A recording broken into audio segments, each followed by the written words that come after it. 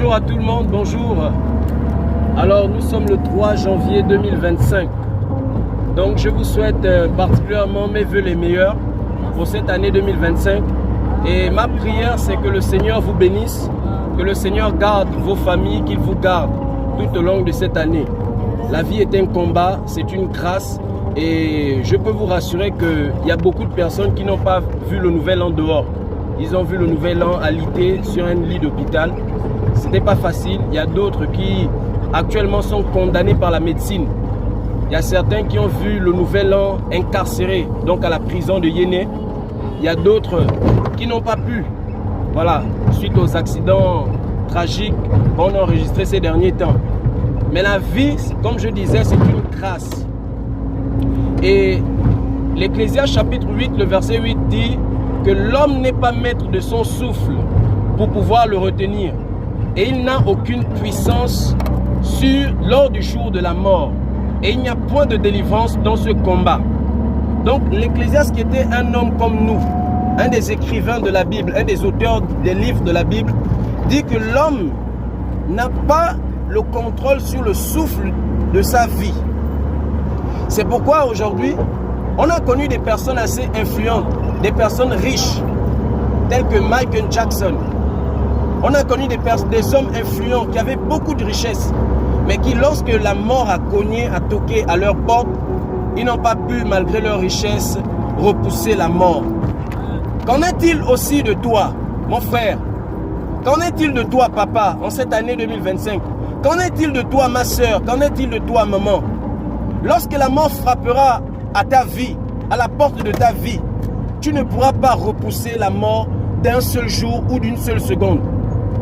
Parce que lorsque tu auras le rendez-vous avec la mort, ben la mort ne cherchera pas à regarder est-ce que tu es belle, est-ce que tu es beau, est-ce que tu es intelligente ou intelligent, est-ce que tu as construit des maisons, est-ce que tes enfants apprennent en Europe, est-ce que tu as des grands diplômes, est-ce que. La mort ne cherchera pas à voir cela. La mort sera une seule chose, c'est de te ravir. Un jour tu mourras, papa. Un jour tu mourras, maman. Un jour tu mourras, ma soeur. Un jour tu mourras, mon frère. Est-ce que tu vas continuer à mener ta vie dans le chanvre? Toi qui consommes le chanvre. En 2024, tu as passé ton temps à consommer le chanvre. Et dès ce début d'année, tu as déjà commencé. Toi qui est-ce que tu vas passer ta vie à sortir avec les femmes que tu n'as pas épousées surtout? Est-ce que tu vas continuer à te livrer aux hommes? Ma soeur, on compte, ça fait combien de copains que tu as déjà eu? Ma soeur, ce n'est pas la vie que le Seigneur a choisie pour toi. Ce n'est pas la vie que le Seigneur a prévue pour toi ce matin, je te le dis de la part du Seigneur. Le Seigneur n'a pas prévu que tu mènes une vie de prostitution. Parce que c'est aussi de la prostitution. Aller d'homme en homme, homme en homme, homme en homme. De même pour les hommes, aller de femme en femme. C'est une vie de prostitution. En un mot, tu es un délinquant sexuel. Et le Seigneur ne t'attend pas à vivre ainsi. Le Seigneur t'attend à vivre de façon responsable. Dans le jardin d'Éden, pour ceux qui lisent un tout petit peu la Bible dit que Dieu a créé un homme. Ensuite, de l'homme, il a créé une seule femme. Et dans le jardin d'Éden, Adam n'avait pas un autre choix que Ève. C'est pourquoi Paul, lorsqu'il parle du mariage dans 1 Corinthiens chapitre 7, il dit que chaque homme est sa femme, pas ses femmes, sa femme. C'est pourquoi toi aujourd'hui qui es polygame, tu as plusieurs femmes. Sache que le Seigneur condamne la polygamie. Le Seigneur n'a pas prévu plusieurs femmes pour un homme. Le Seigneur a prévu pour un homme une seule femme. Et pour une femme, un seul homme.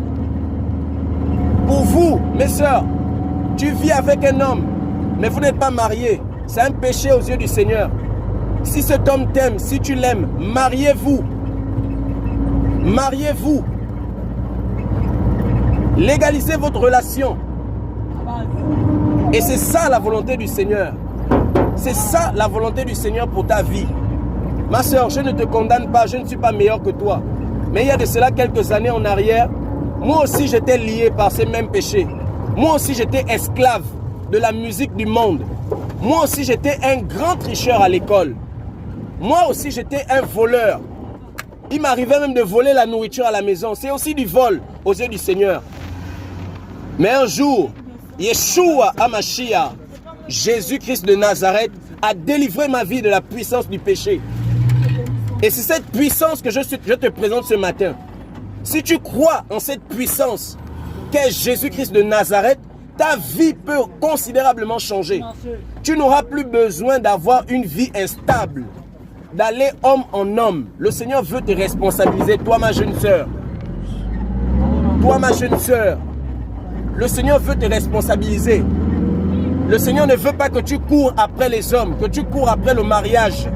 Le Seigneur ne veut pas cela, il veut que tu cours après lui.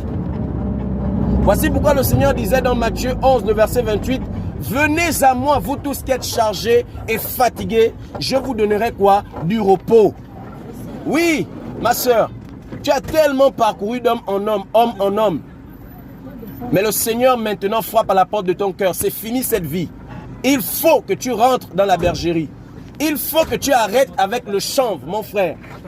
Il faut que tu arrêtes avec la cigarette. Si tu meurs en fumant la cigarette, les portes de l'enfer te sont grandement ouvertes. Beaucoup de personnes sont en enfer à cause de la cigarette. Beaucoup de personnes sont en enfer à cause des cobolos. Beaucoup de personnes sont en enfer à cause de l'escroquerie. Oui, mon frère, c'est pour toi également que Yeshua, Jésus est venu sur la terre. Oui, papa, c'est pour toi.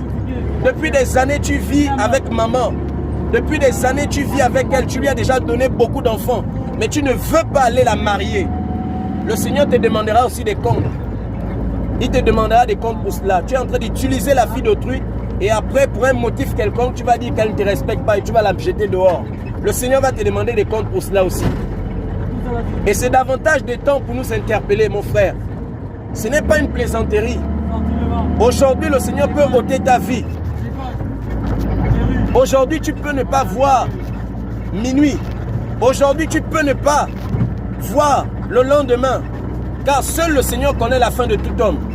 Mais si tu meurs dans le péché, où ira ton âme? Même si tu pries, même si tu fréquentes une assemblée, une église, tu es chantre, tu es pianiste, tu es guitariste, tu es batteur. Mais si tu meurs dans le péché, l'enfer t'est grandement ouvert. C'est pourquoi nous te présentons la repentance. Il est l'heure pour toi de te repentir. Il est l'heure pour toi de renoncer à cette vie de péché. Il est l'heure pour toi d'arrêter de t'habiller de façon impudique. Beaucoup de femmes aujourd'hui s'habillent de façon impudique. Leurs parties intimes sont mises dehors, sont exposées. Et le Seigneur appelle de plus en plus cette génération à la pureté, à se sanctifier, à vivre la sainteté. Voici le cri du Seigneur.